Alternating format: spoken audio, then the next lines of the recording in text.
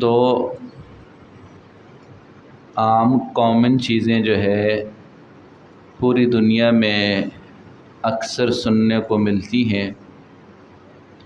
ایک یہ ہے کہ فلاں شخص نے، جس کے پاس مال بھی تھا، دولت بھی تھی، زندگی کی بظاہر ساری سہولیات تھی، ان سہولیات کے باوجود اس نے خودکشی کر لی۔ اور دوسرا جو ہے، انسان کو کئی دفعہ مال و دولت کے باوجود رات کو نیند نہیں آتی، خوف کا شکار ہوتا ہے، پریشانی کا شکار ہوتا ہے، اور اس کی نیند جو ہے دوائیوں پہ چل رہی ہوتی ہے۔ ان دو چیزوں میں کچھ ظاہر انسان غور کرے تو اس کا جواب بہت آسانی سے قرآن و حدیث میں مل جاتا ہے، اور ہم اس کا حل قرآن و حدیث کے علاوہ کہیں اور تلاش کرتے ہیں۔ تلاش کرنے کے بعد آخر کو ہمیں ناکامی ہوتی ہے اور ہم اپنی جو ہے زندگی کا خاتمے کا فیصلہ کر لیتے ہیں۔ اللہ رب العزت نے انسان کو واللہ اخرجکم من بطون امہاتکم، ماں کے پیٹ سے پیدا کیا۔ اس ٹائم یہ انسان کچھ بھی جانتا ہی نہیں تھا، یعنی اس کے پاس کچھ علم ہی نہیں تھا۔ جیسے پیدا ہوا تو اس کے اندر اب علم اور شعور اللہ نے ڈالنا شروع کر دیا، اور یہ شعور بھی اللہ نے دیا۔ بچہ پیدا ہوتا ہے، اب بچے کو یہ کون پڑھا سکتا ہے کہ بیٹا آپ نے ماں کا دودھ پینا ہے اور آپ نے یوں پینا ہے؟ اب یہ اگر سارے ہم جمع ہو جائیں اس بچے کو سمجھا نہیں سکتے۔ اللہ رب العزت نے اس کے لاشعور میں یہ ڈال دیا ہوتا ہے۔ تو یہ پہلی چیز جو بچے کو جو ہے اس کے ذہن میں ڈال دی جاتی ہے شعور میں، وہ یہ ہے کہ اپنی غذا کے لیے وہ کوشش شروع کر دیتا ہے۔ تو یہاں سے اس بچے کو جو ہے اللہ سماعت اس کی بڑھتی ہے، اس کی بصارت بڑھتی ہے، اس کا شعور بڑھتا ہے۔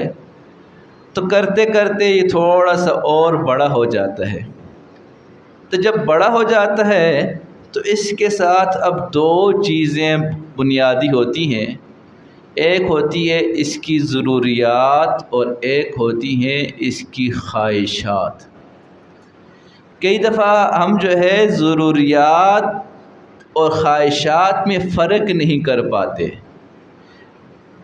ضروریات وہ چیزیں ہوتی ہیں جس کے بغیر انسان کا زندہ رہنا مشکل ہو، تو وہ چیزیں انسان کی ایک ضرورت ہیں، اور خواہشات جو ہے وہ تن آسانی کا نام ہے۔ تو خواہشات کی تو کوئی لمٹ ہے ہی نہیں۔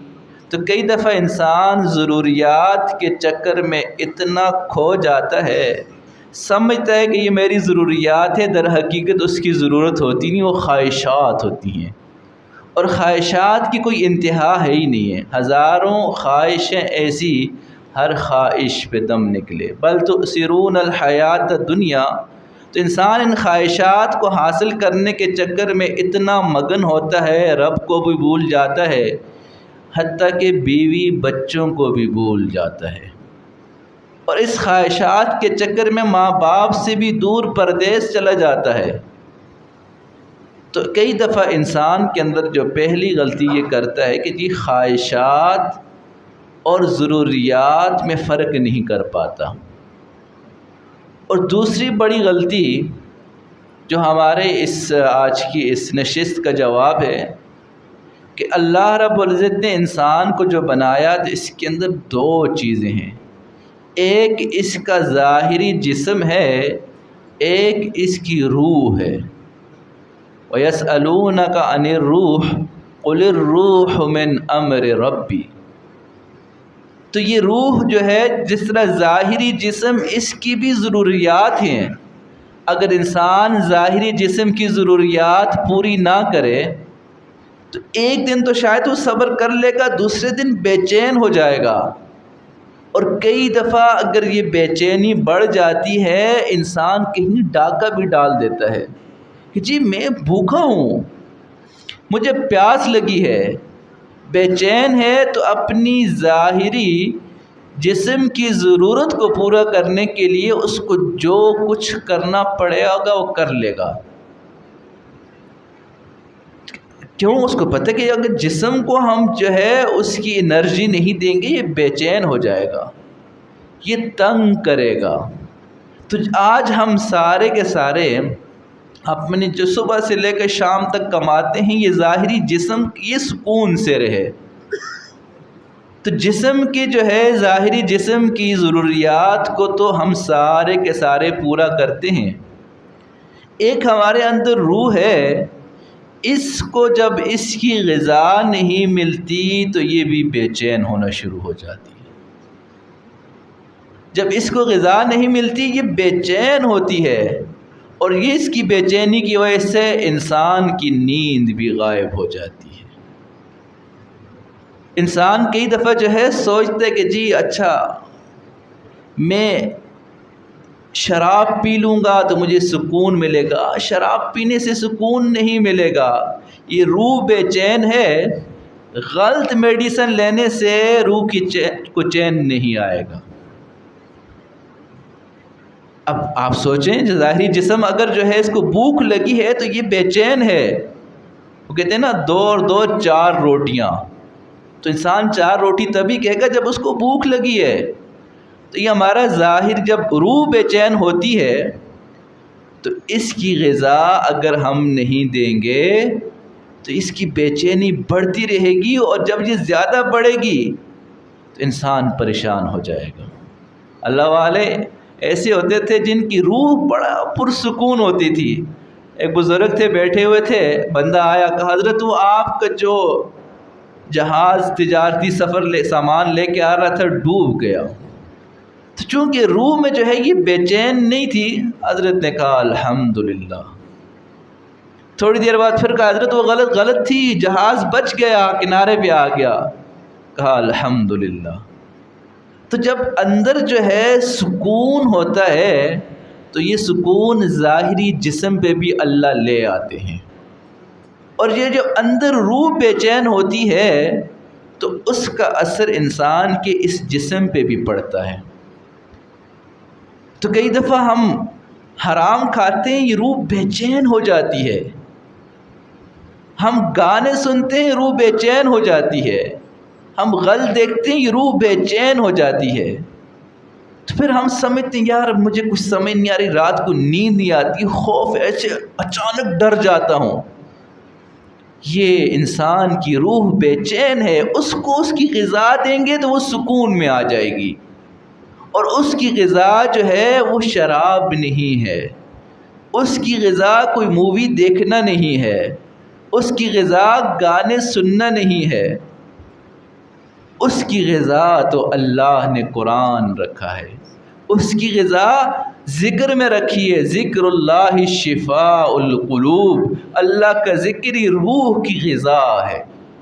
آپ دیکھیں جو کتنے سرچ کریں مغربی ممالک، ان کو یہ ظاہری طور پر کتنی آسائشیں رکھی ہیں کہ تم نے جو کھانا ہے کھا لو، جو پہننا ہے پہن لو، سارا جسم ننگا کرنا ہے کر لو، اور عورت سے شادی نہیں کرنی مرد سے کرنی ہے کر لو، قانون ہے وہاں کا، یعنی اس کے اوپر کوئی ظاہری روک ٹوک ہے ہی نہیں۔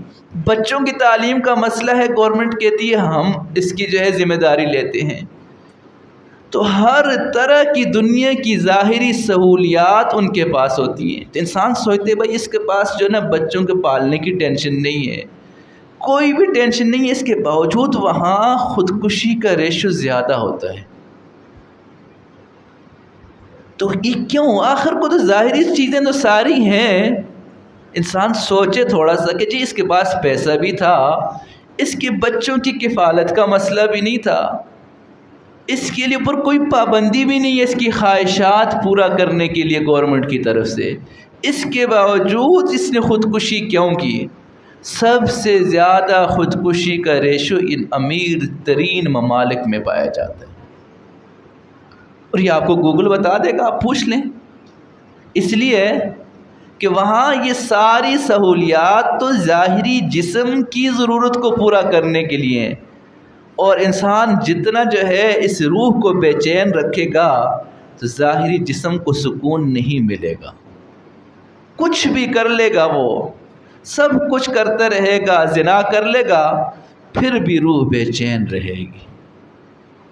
تو روح کو اس کی جو اصل غذا ہے وہ شراب نہیں ہے، وہ زنا نہیں ہے، وہ موسیقی نہیں ہے، وہ ہے اللہ کی یاد ہے، اللہ کا قرآن ہے، اور یہ دین اسلام ہے۔ اب جن ممالک میں جو ہے اللہ رب العزت نے جن لوگوں کی زندگی میں یہ قرآن ہے، آپ دیکھیں ان کی نیند بھی بڑی زبردست ہے، کیونکہ ان کی روح پرسکون ہے، اور یہ سکون اللہ ان کے جسم پہ بھی جو ہے ظاہر کر دیتے ہیں۔ آپ دیکھیں یہ جو ہے ریتی پہ پڑا رہنے لوگ جو ہے پورا دن جو ہے شٹرنگ کا کام کرتے ہیں، تھوڑی دیر آرام کا وقت ملتا ہے، ریت پڑی ہوتی ہے، اس ریت کے اوپر لیٹتے ہیں، یوں سو جاتے ہیں، کوئی سبب نہیں، پنکھا بھی نہیں چل رہا، تپتی ہوئی دھوپ ہے، لیکن یہ روح جو ہے پرسکون ہے تو اللہ ظاہری جسم میں بھی سکون دے دیتے ہیں، اور جب یہ روح بے چین ہوتی ہے اللہ ظاہری سکون بھی چھین لیتے ہیں، پھر اس کو نیند نہیں آتی۔ بھئی تجھے رات کو نیند کیوں نہیں آئی؟ بس مجھے جو ہے بس خیال آ رہے تھے، پریشان تھا میں۔ بھئی کیوں پریشان تھے؟ روٹی مل گئی؟ ہاں جی روٹی تو ملتی ہے۔ گاڑی ہے؟ جی گاڑی ہے۔ مکان اپنا ہے؟ جی مکان اپنا ہے۔ مہینے میں 5-6 لاکھ کما لیتے ہو؟ جی کما لیتا ہوں۔ تو اس کے باوجود کیوں پریشان؟ تو انسان خود کئی دفعہ ڈائگنوز نہیں کر پاتا کہ جی میں پریشان ہوں تو کیوں ہوں۔ اصل وجہ یہ ہوتی ہے اس کی روح بے چین ہوتی ہے۔ اس روح کو آپ پرسکون کر دیں۔ انبیاء علیہ السلام کی روح پرسکون ہوتی تھی تو دنیا کے سارے ڈرانے والے ڈرا لیتے تھے، کوئی پرواہ نہیں ہے۔ ساری سہولیات چھین لی، کوئی پرواہ نہیں۔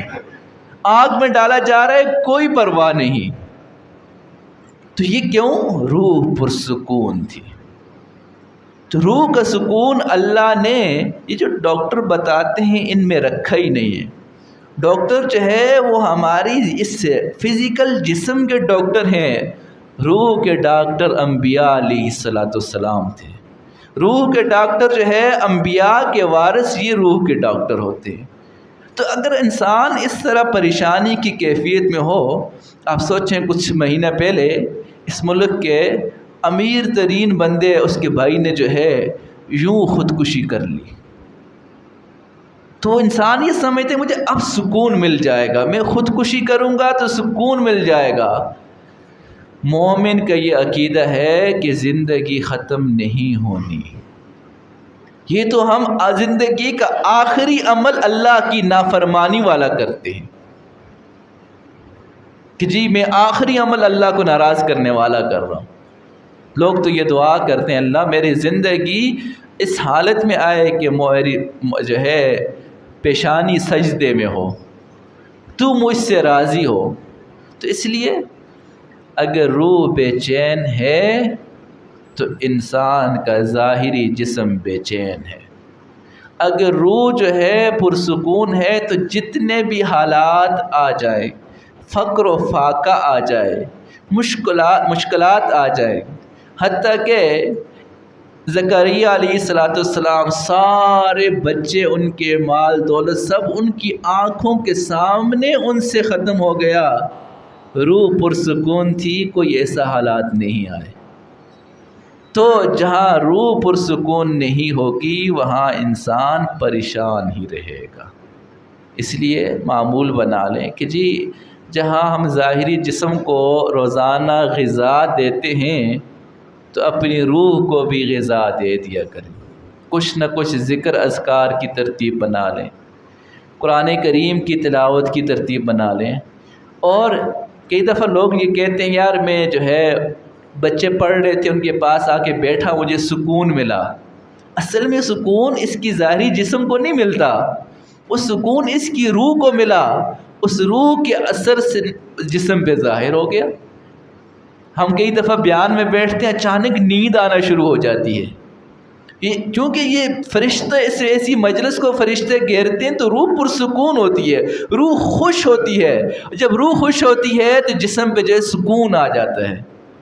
آپ دیکھیں کئی دفعہ ہم بیان میں کہیں جاتے ہیں فوراً ایک دیر تھوڑی دیر ابھی تو سو کے اٹھے تھے آئے تھے ابھی یہاں نیند آنا شروع ہو گئی. تو یہ روح کے پرسکون ہونے کی علامت ہوتی ہے. نزلت علیہم السکینہ، سکون نازل ہوتا ہے. مسجد میں انسان آتا ہے تو ایک پرسکون ماحول ہوتا ہے، نورانی ماحول ہوتا ہے، تو روح کو اس کی ایک نورانیت مل جاتی ہے تو انسان تھوڑا سا اپنے آپ کو ریلیکس فیل کر لیتا ہے، ہلکا ہو جاتا ہے. یار مسجد گیا تھا ہلکا ہو گیا. تو اس لیے آج کی اس محفل میں یہ بات کو آپ ذہن نشین کر لیں کہ روح کو جتنا بے چین رکھیں گے اتنا ہمارا ظاہر پریشان ہوگا. دعا ہے اللہ رب العزت ہمیں ظاہری پریشانیوں سے بھی بچائے اور روح کو پریشان کرنے سے بھی بچائے. وآخر دعوانا ان الحمد للہ رب العالمین. اللہم صلی علی سیدنا محمد وعلی آل سیدنا محمد وبارک وسلم. اللہم صلی علی محمد کما هو اہلہ. اللہم صلی علی محمد کما تحب و ترضی. اے اللہ ہماری روح کو اپنی یاد سے پرسکون کر دیجئے. اے اللہ ہماری روح کو اپنے ذکر سے پرسکون کر دیجئے. اے اللہ ہماری اس روح کو اپنے نیک لوگوں کی سنگت سے پرسکون کر دیجئے. اے اللہ ہمارے ظاہری جسم کو بھی اے اللہ اپنی عافیت نصیب فرما، سماعت میں عافیت نصیب فرما، بصارت میں عافیت نصیب فرما. اے اللہ نعمتیں مل جانے کے بعد نعمتوں کے چھن جانے سے محفوظ فرما، اپنی رضا کے بعد اپنی ناراضگی سے محفوظ فرما. اے اللہ عافیت مل جانے کے بعد عافیت کے چھن جانے سے محفوظ فرما. اے اللہ آپ نے ہمیں اتنا کچھ دیا، اے اللہ ہماری اوقات سے بڑھ کر آپ نے معاملہ فرمایا ہوا ہے. اے میرے مالک لوگ تو پریشان ہیں، در در پہ جا کے مانگتے ہیں، اے اللہ آپ ہمیں عزت سے کھلاتے ہیں. اے اللہ حق تو یہ ہے کہ ہم دن رات آپ کا شکر کریں، اے اللہ الٹا ہم سے ناشکری ہو جاتی ہے. اے اللہ ہمیں اپنے شکر گزار بندوں میں شامل فرما دیجئے. اے اللہ ہمیں اپنے شکر گزار بندوں میں شامل فرما دیجئے. بغیر گولیوں کے ہمیں نیند نصیب فرما دیجئے. اے اللہ بغیر گولیوں کے ہمیں نیند نصیب فرما دیجئے. اے اللہ بیماریوں سے بچا دیجئے. اے اللہ مرضوں سے بچا دیجئے، قرضوں سے بچا دیجئے. اے اللہ ذلتوں سے بچا دیجئے، علتوں سے بچا دیجئے. مولا کریم ہم ساتھی اس محبت سے بیٹھتے ہیں سنتے ہیں، اللہ اس کے بدلے اپنی محبت نصیب فرما دیجئے. اے اللہ ہم سب کی مغفرت فرما. اے اللہ ہم سب کی مغفرت فرما. اے اللہ اپنے قرب کے اعلیٰ درجات نصیب فرما. وصلی اللہ تعالی علی خیر خلق. آج درود شریف نہیں ہوگی، دانے جو ہے وہ ساتھی لائے نہیں، تو انشاءاللہ اگلی دفعہ